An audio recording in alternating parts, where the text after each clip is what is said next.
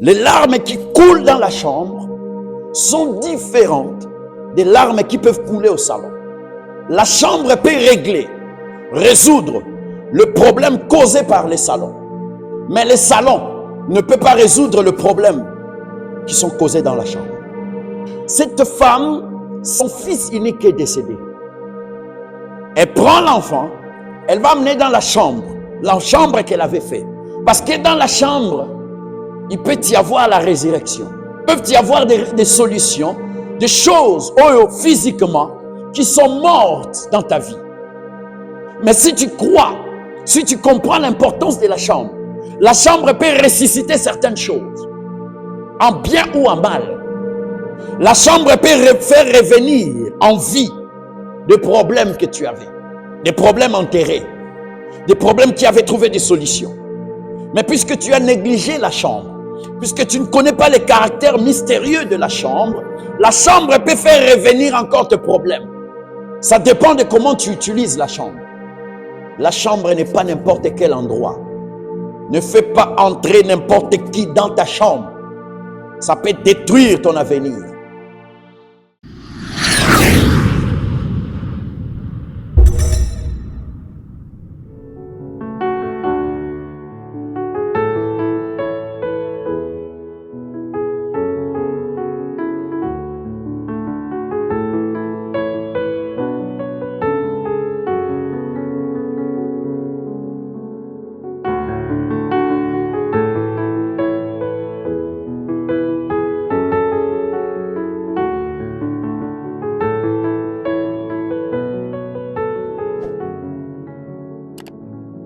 Nous sommes en train de parler sur un thème, le caractère sacré ou mystique de la chambre. Le dimanche passé, nous avons dit certaines vérités très profondes. Nous avons dit, parce qu'aujourd'hui nous allons finir, nous avons dit beaucoup de vérités sur la chambre, les caractères mystiques de la chambre. Nous avons dit la chambre que tu vois, ta chambre, ce n'est pas n'importe quel endroit dans ta maison. La chambre que nous voyons a un caractère sacré, un caractère mystique. Et nous avons donné certains versets que je repris. Matthieu chapitre 6, verset 6. Les disciples sont venus demander à Jésus, apprends-nous comment prier. Alors le Seigneur va commencer par leur dire, quand vous priez, entrez dans votre chambre. Pourquoi Jésus demande d'entrer dans la chambre? Pourquoi il n'a pas dit entrer dans votre maison?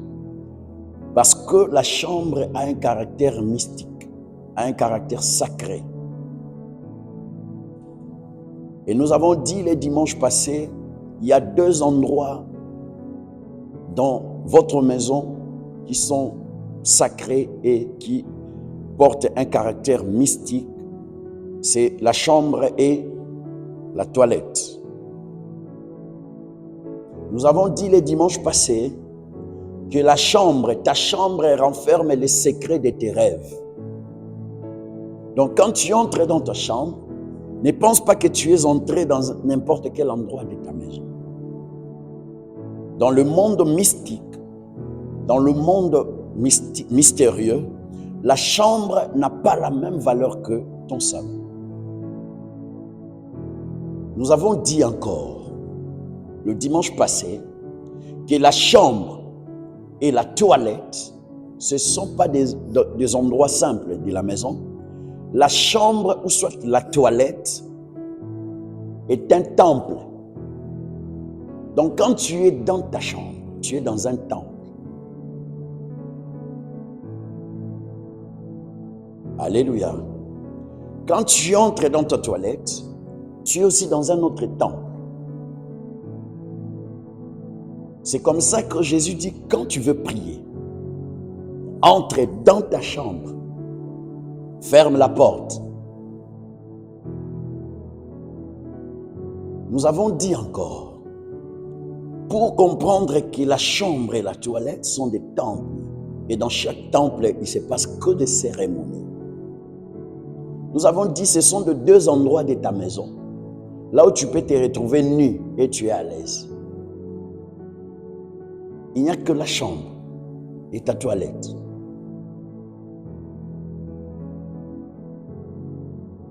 Donc la chambre a un caractère sacré. Ta chambre connaît ta nudité. Ta chambre renferme le secret de tes rêves. Je vous parlerai de la toilette. Avec tout ce qui renferme, toilette, douche, tout ce que vous voulez. Mais ce sont des temples dans ta maison.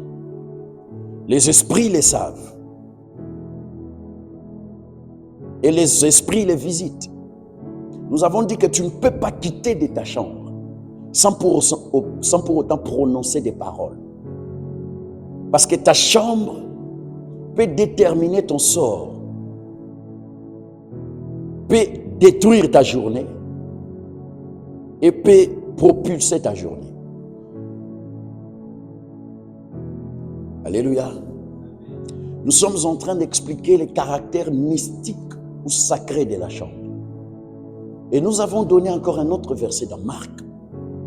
Jésus qui voulait aller préparer la Sainte Seine.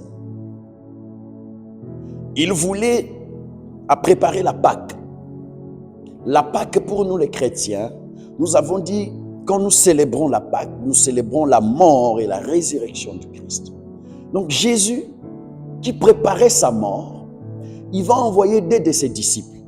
Il dit, allez dans la ville, vous trouverez quelqu'un qui va porter une criche. Suivez cette personne. La personne qui porte la criche, beaucoup de gens prêchent sur lui, on la met de côté. Mais cette personne va vous diriger vers une maison. Dès que vous allez arriver dans cette maison, demandez au propriétaire de la maison que le maître dit où est-ce qu'il va manger la Pâque avec ses disciples. Et Jésus dit, il va vous montrer une grande chambre. C'est là que je mangerai la Sainte Seine. Pourquoi pas un salon? Pourquoi pas une salle simple?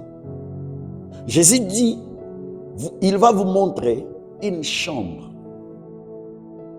Parce que nous avons dit la chambre est un temple. Toi, tu négliges ta chambre. Toi, tu fais entrer n'importe qui dans ta chambre. Tu oublies que la chambre est un temple. Il y a même des gens qui peuvent prendre son ami. Il amène son ami dans la chambre. Tu ne sais pas que dans ta chambre, ce n'est pas n'importe quel endroit de ta maison. C'est le seul endroit, je répète, là où tu peux te retrouver nu et tu es à l'aise. Parce que ça a un caractère sacré, ça a un caractère mystique. Jésus qui prépare sa mort, mais il les prépare dans une chambre. Parce que Jésus savait, Jésus sait le caractère sacré ou mystique d'une chambre. Il dit, il y a une maison, mais cet homme va vous montrer une chambre là où moi je vais manger. Il dit à ses disciples, quand vous voulez prier, entrez dans votre chambre et vous verrez. Est-ce que Maman Bijou peut nous lire ça? Oh, Matthieu 6:6. Quand tu pries, entre dans ta chambre. Mais quand tu pries, entre dans ta chambre. Ferme ta porte. Ferme ta porte. Et prie ton Père qui est là dans les lieux secrets. Prie ton Père qui est là dans le lieu secret. Et ton Père qui voit dans le secret te les rendra. Il dit, prie ton Père qui est là dans le lieu secret.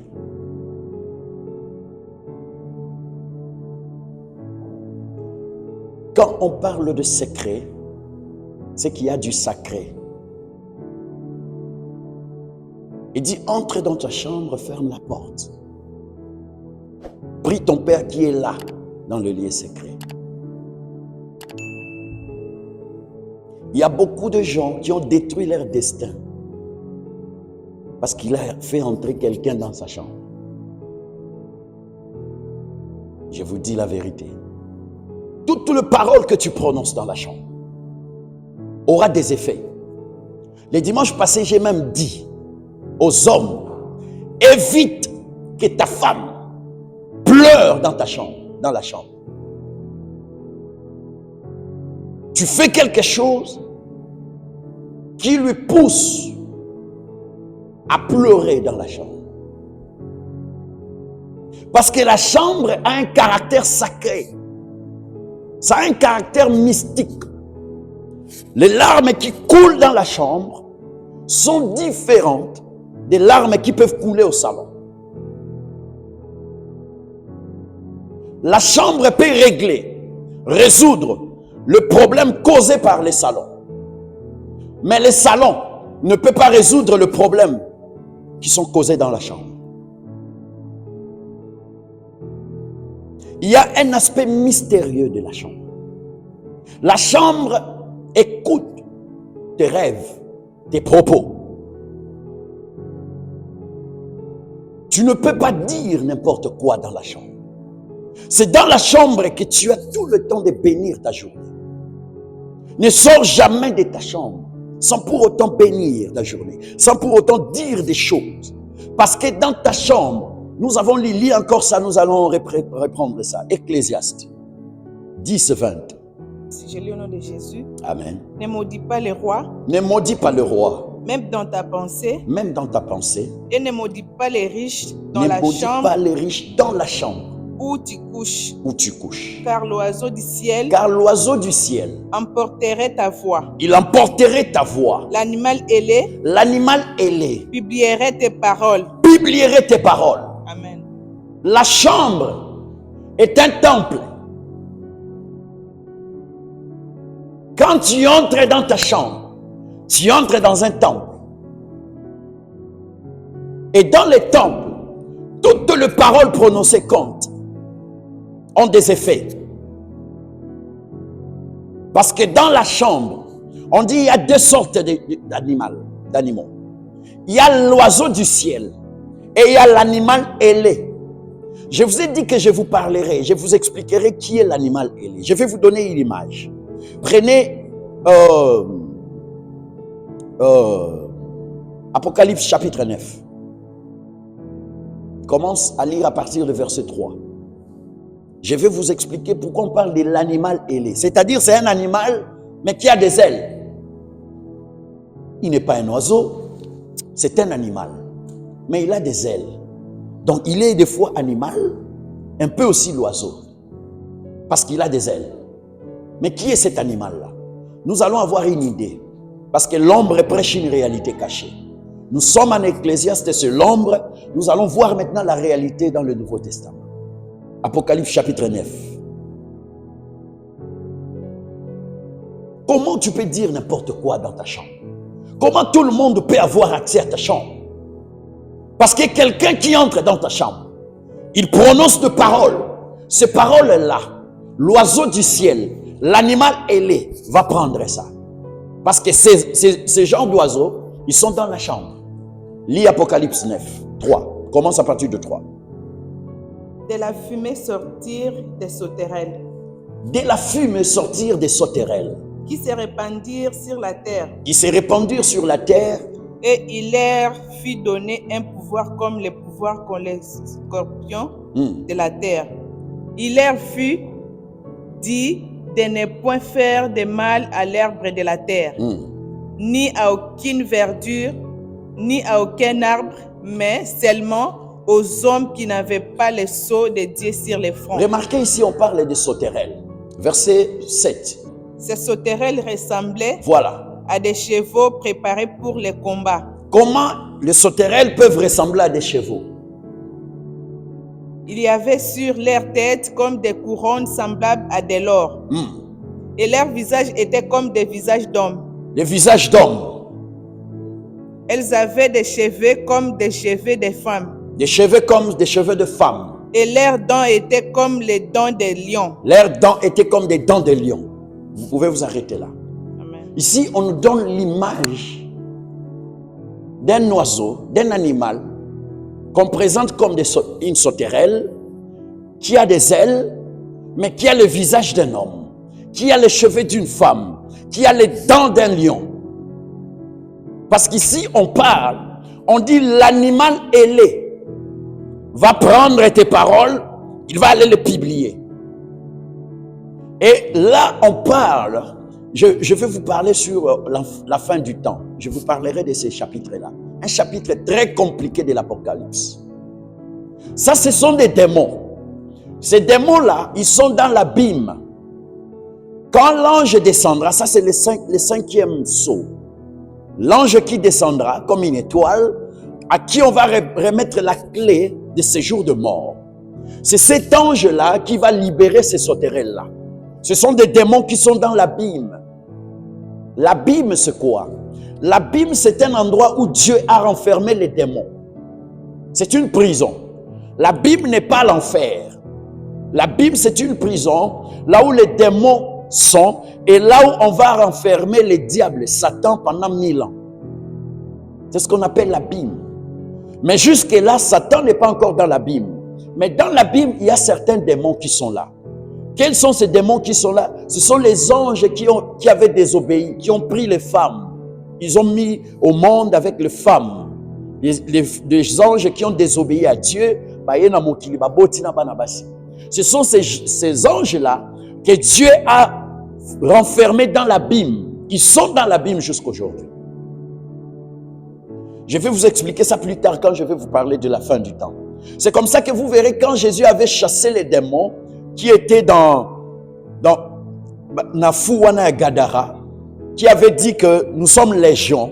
Les démons lui ont dit, lis d'abord ça, c'est Luc 8, 31. Lis rapidement s'il vous plaît. Luc 8, 31. Écoute ce que les démons disent à Jésus. Et ils priaient instamment Jésus de ne pas leur ordonner d'aller dans l'abîme. Voilà. Jésus chasse les démons. Les démons supplient Jésus. Il dit ne nous envoie pas dans l'abîme. L'abîme, oh, bah démon bah lobi wana. Bah supplier Jésus bah ne nous envoie pas à l'abîme.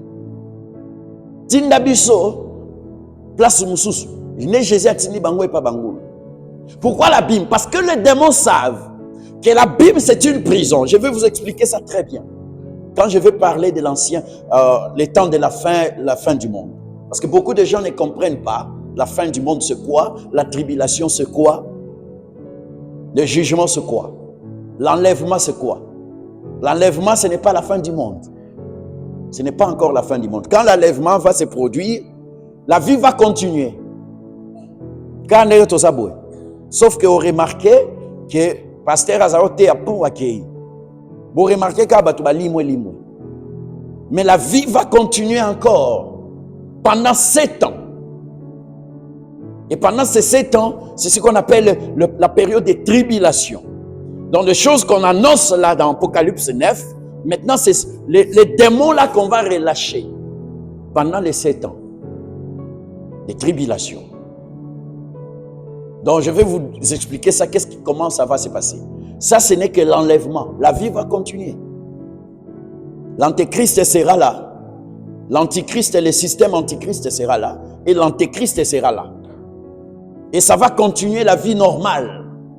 Mais avec beaucoup de souffrance. Alléluia. Donc ça, c'est autre chose. Maintenant, nous avons lu ça pour comprendre. L'abîme, c'est quoi?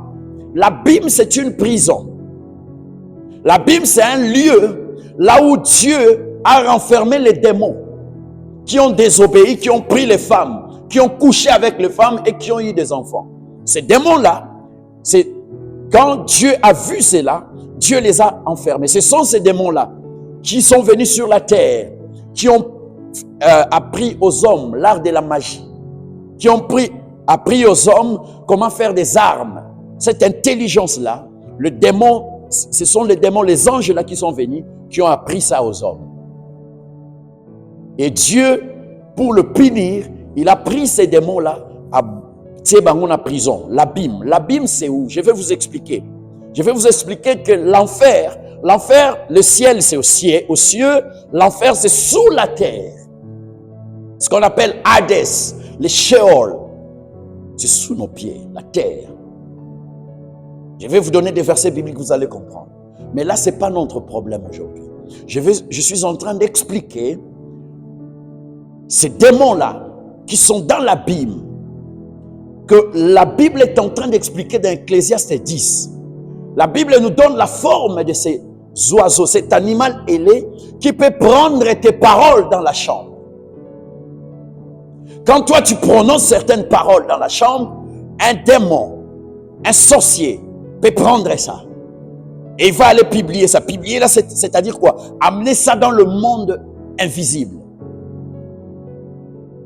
Tu ne peux pas dire n'importe quoi dans ta chambre. La Bible interdit. Moi, je vois des gens, même si tu es encore chez toi, même ton ami ne peut pas avoir accès facilement dans ta chambre. La chambre, c'est un temple. La chambre renferme les secrets de tes rêves. Tout ce que toi tu rêves là, la chambre connaît. Luc chapitre 12, verset 3. Luc 12, 3. Je lis au nom de Jésus. Amen. C'est pourquoi tout ce que vous aurez dit dans les ténèbres sera attendu dans la lumière. Est-ce que vous aurez dit à l'oreille dans les chambres sera prêché sur les toits? Ce que vous allez dire dans les chambres sera prêché dans le toit. Comment ça? Parce que toi tu es seul dans ta chambre, tu dis des choses. Comment Christ dit, ça sera prêché dans le toit. Parce que Ecclésiaste nous donne la réponse. Il y a là l'oiseau du ciel et il y a l'animal ailé qui sont dans la chambre. Qui vont prendre les paroles, qui vont publier ces paroles. Ne fais pas n'importe quoi dans ta chambre. Ne dis pas n'importe quoi dans ta chambre. Écoutez, il y a des gens, vous savez, même ta chambre, tu dois rendre propre ta chambre. Parce que c'est un temple. Et si tu veux comprendre les comportements d'une personne, regarde sa chambre. Même la disposition de sa chambre, tu vas comprendre le caractère de la personne. Tu oublies que la chambre a un caractère mystérieux. La chambre peut t'appauvrir. Parce que le démon peut avoir accès dans ta chambre facilement. Tu dois faire de ta chambre un temple de prière. Jésus dit que si tu veux prier, entre dans la chambre. Il pouvait dire, va dans ta maison. Mais il dit, va dans ta chambre. Et là, dans le lieu secret, ton Dieu est là.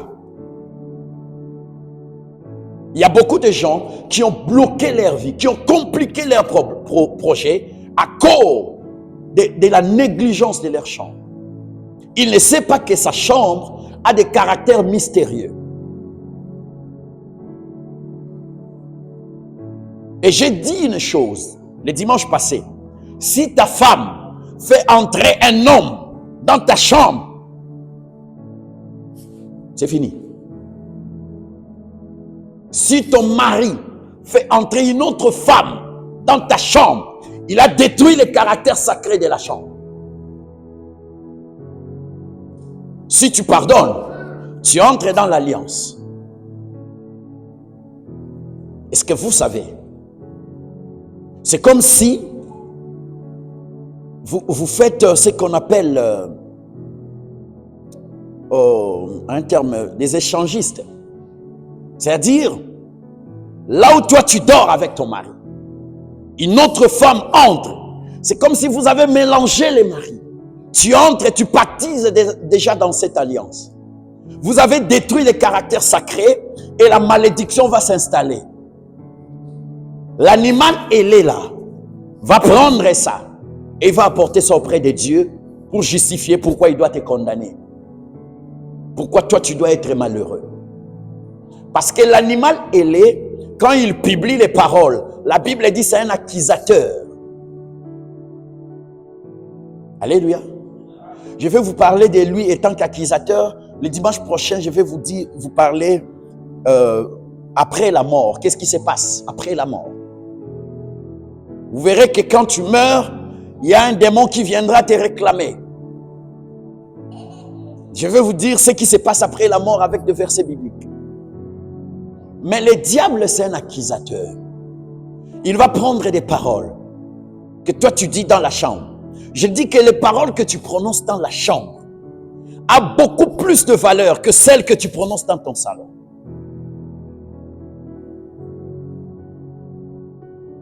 Même si tu veux accéder au monde invisible, le démon, le sorcier, ils vont t'envoyer dans la toilette. Toi, tu vois la toilette, mais c'est une porte. C'est une ouverture vers le monde invisible. Ce sont des temples que tu as dans ta maison. Tu as des temples dans ta maison.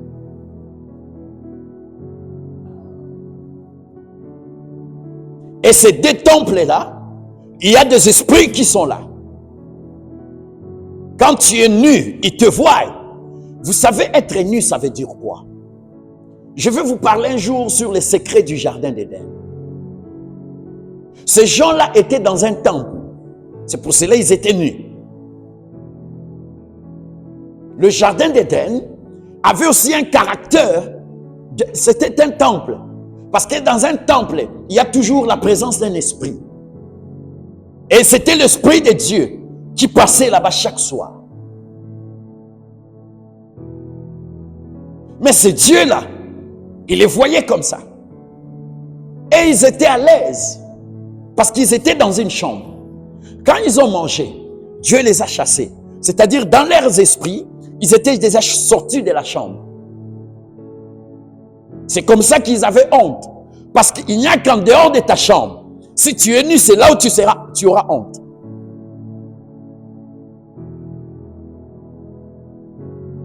Alléluia. C'est pour cela même dans d'autres maisons, il faut choisir des maisons. C'est pour cela dans d'autres maisons, il y a une toilette dans votre chambre. Finissez tout là-bas. Parce que ce sont des lieux où quelqu'un peut entrer, il détruit l'harmonie dans votre maison. Parce que ce sont des temples, ce sont des ouvertures vers le monde invisible. Vous verrez des gens mystérieux. Je vous ai dit que mon père c'est un rose chrétien, jusqu'à aujourd'hui.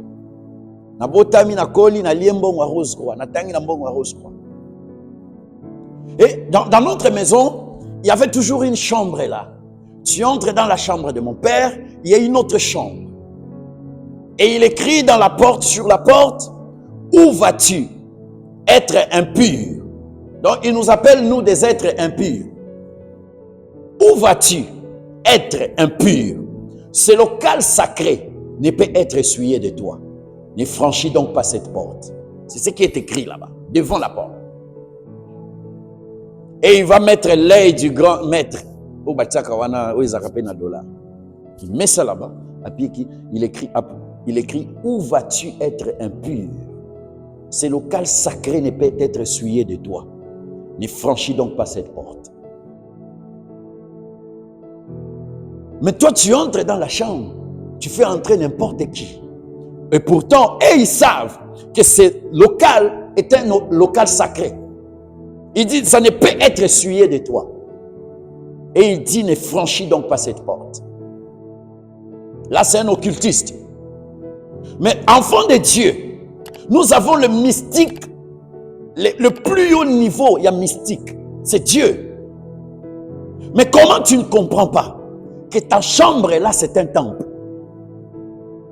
Comment tu ne comprends pas que ce qui n'a pas marché dehors, tu peux résoudre ça dans ta chambre?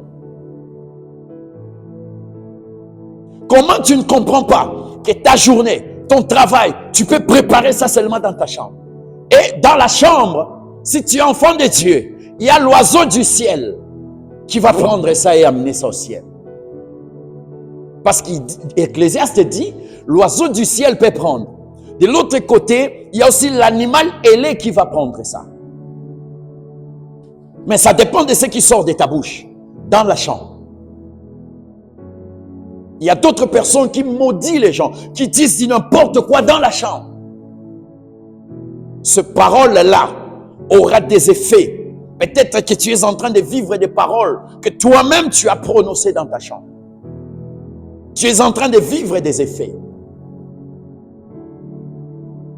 Peut-être que tu es en train de vivre des paroles d'une autre personne qui est entrée dans ta chambre. Elle a dit des choses que toi tu ne savais pas.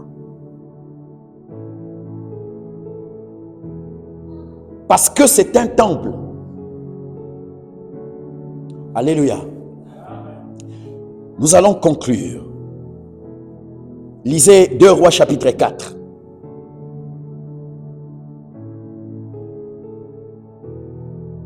Fais tout pour que ta chambre soit toujours propre. Parce que c'est un temple. Regardez ici. C'est très propre. Parce que c'est un temple. Ta chambre est un temple. Comment ta chambre? C'est-à-dire ça montre l'état de ton esprit. Ça montre même pas l'état de ton esprit, l'état de ta vie.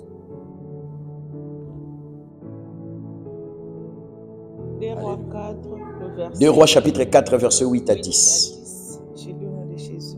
Amen. Un jour, Élisée passait par Sanem. Il y avait là une femme de distinction qui les pressa d'accepter à manger. Et toutes les fois qu'il passait, il se rendait chez elle pour manger.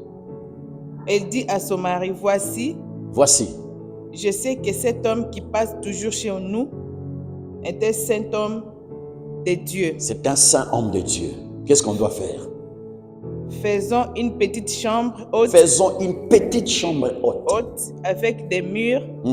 Et mettons-y pour lui un lit, une table, un siège et un chandelier afin qu'il s'y retire quand il viendra chez nous. Amen.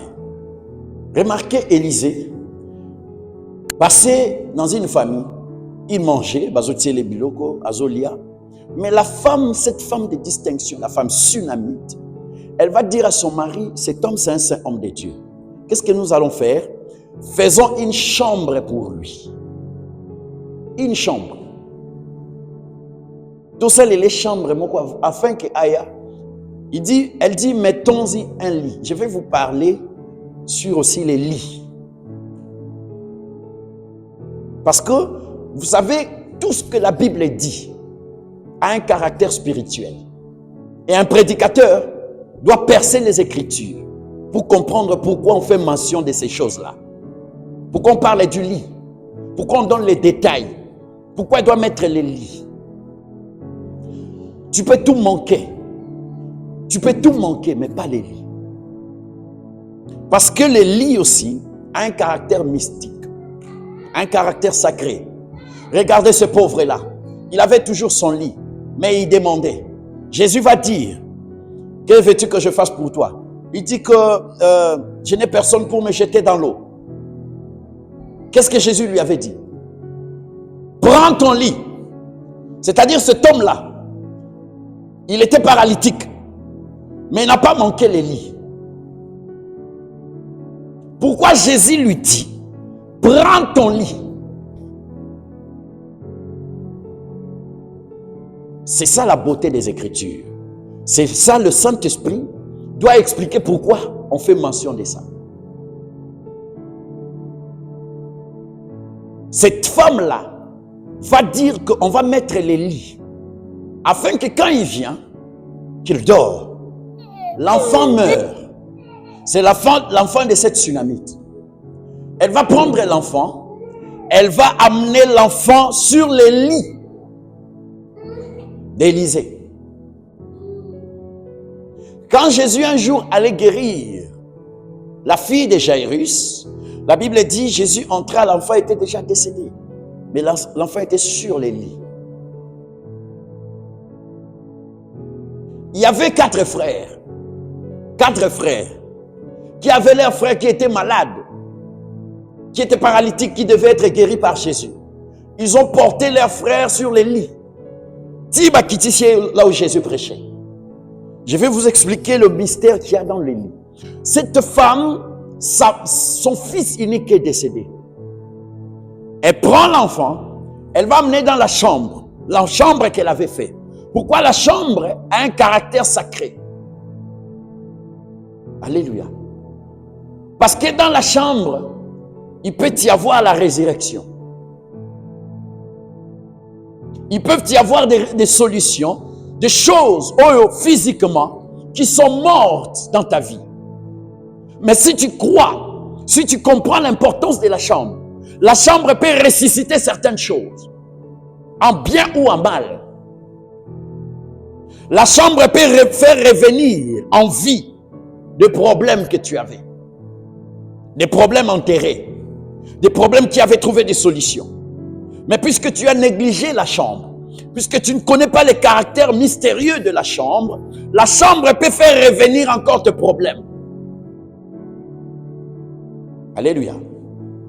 La chambre peut ressusciter aussi des choses que tu avais perdues. Ça dépend de comment tu utilises la chambre. Si tu considères ta chambre comme un temple, parce que les hommes mystérieux, je vous ai parlé de mon propre père, j'ai vécu avec lui jusqu'à aujourd'hui. Il est toujours dans ces histoires-là. Donc je connais des choses que je vous dis sur la chambre. Tu peux invoquer Dieu dans la chambre. Quand on parle de l'invocation, c'est différent de la prière. La prière n'est pas un dialogue avec Dieu. Si on vous a enseigné ça, c'est faux. La prière, prier veut dire parler à Dieu. Ce n'est pas un dialogue. Tu parles à Dieu. Il peut ou ne pas te répondre, mais il t'a écouté. Prier, c'est parler à Dieu. Le dialogue, c'est tu parles, il parle, il répond. Ça, c'est un dialogue. Mais la prière n'est pas un dialogue. Il peut ou ne pas te répondre parce que tu as parlé, il a écouté. Mais si tu veux que Dieu puisse te répondre, il faut invoquer Dieu. Et l'invocation, ce n'est pas la prière. Quand on invoque, on ne prie pas. Une invocation, c'est une cérémonie. Ça demande la concentration. Mais prier, je peux être au volant, je parle à Dieu, je prie. Mais je ne peux pas invoquer Dieu au volant, parce que ça va me demander une concentration. Maintenant, quand tu invoques Dieu, il dit « je te répondrai ». Et l'invocation, la chambre peut te faciliter cette invocation-là. Ça dépend de ce que toi tu veux. Alléluia. Alors cette femme, son fils était décédé. Elle va prendre l'enfant, elle va amener dans la chambre. Elle va placer l'enfant sur les lits de l'homme de Dieu. La Bible dit quand Élisée est venu, il a fait des cérémonies dans la chambre et l'enfant était ressuscité. La chambre n'est pas n'importe quel endroit. Ne fais pas entrer n'importe qui dans ta chambre. Ça peut détruire ton avenir. Alléluia. Regardez Actes chapitre 1, nous allons finir là. Actes chapitre 1, verset 11 à 14. Et Actes chapitre 2, verset 1 à 4. 11 à 14, je lis au nom de Jésus. Amen. Et dire, hommes galiléens, pourquoi vous arrêtez-vous à regarder au ciel? C'est Jésus qui a été enlevé au ciel du milieu de vous. Viendra de la même manière que vous l'avez vu allant au ciel. Alors ils retournèrent à Jérusalem. Ils retournèrent à Jérusalem. De la montagne appelée des Oliviers. De la montagne appelée des Oliviers. Qui est près de Jérusalem, à la distance d'un chemin de sabbat. Quand ils furent arrivés, ils montèrent dans la chambre haute. Ils montèrent dans la chambre haute. Où ils se tenaient d'ordinaire. Alléluia. Pourquoi toujours dans la chambre? Qu'est-ce qu'il y a dans la chambre? Ces disciples-là qui viennent de se séparer avec leur maître. Jésus est monté. Et ils sont retournés à Jérusalem. Et puis, ils vont aller dans la chambre haute. C'est là qu'ils doivent prier. Alléluia. Lisez Acte 2, chapitre 2, 1 à 4. Tout à coup, il vint du ciel un bruit comme celui d'un vent impétueux. Et il remplit toute la maison où ils étaient assis. Des langues semblables à des langues de feu. Leur apparurent séparés les unes des autres et se posèrent sur chacun d'eux. Et ils furent tous remplis du Saint-Esprit et se mirent à parler en d'autres langues, selon que l'Esprit leur donnait de s'exprimer. Ici, je veux accentuer sur l'importance de la chambre. Je vous ai dit que la chambre est un temple. Ne considère pas ta chambre comme n'importe quel endroit de ta maison. Ce n'est pas la cuisine. La chambre est différente de la cuisine. La chambre est différente de votre dépôt au magasin. La chambre est différente de votre salon, de votre salle à manger. C'est un temple, au même titre que la toilette.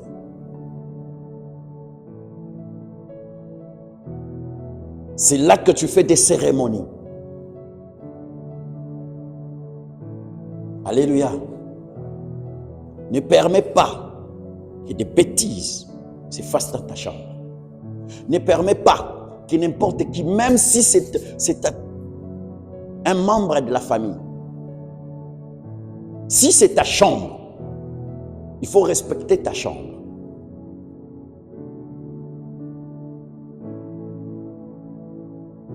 Vous verrez des gens, il expose même sa chambre dans les réseaux sociaux. Il veut nous montrer sa chambre. Or, des hommes spirituels voient. Des hommes mystérieux peuvent accéder à ta chambre parce que tu as exposé ta chambre. Pourquoi dans la chambre il y a les lits?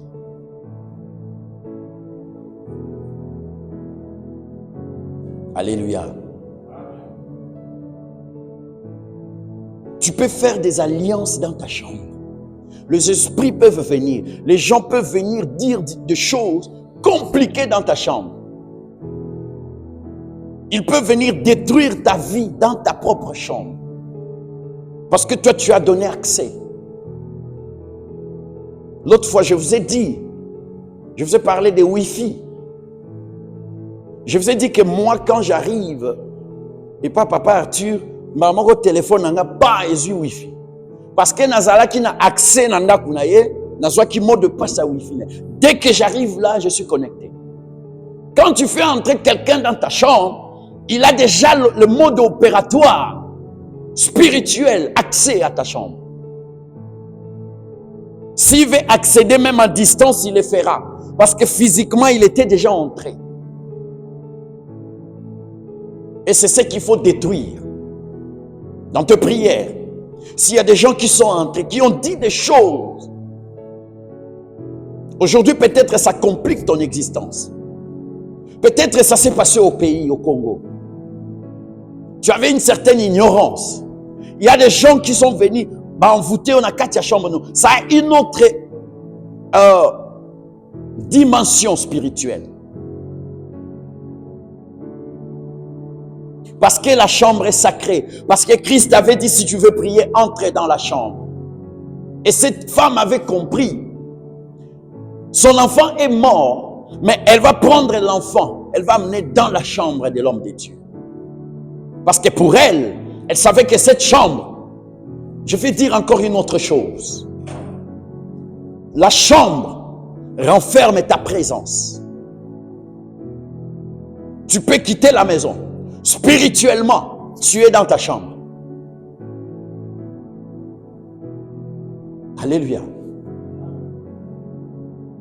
Ta chambre garde ta présence.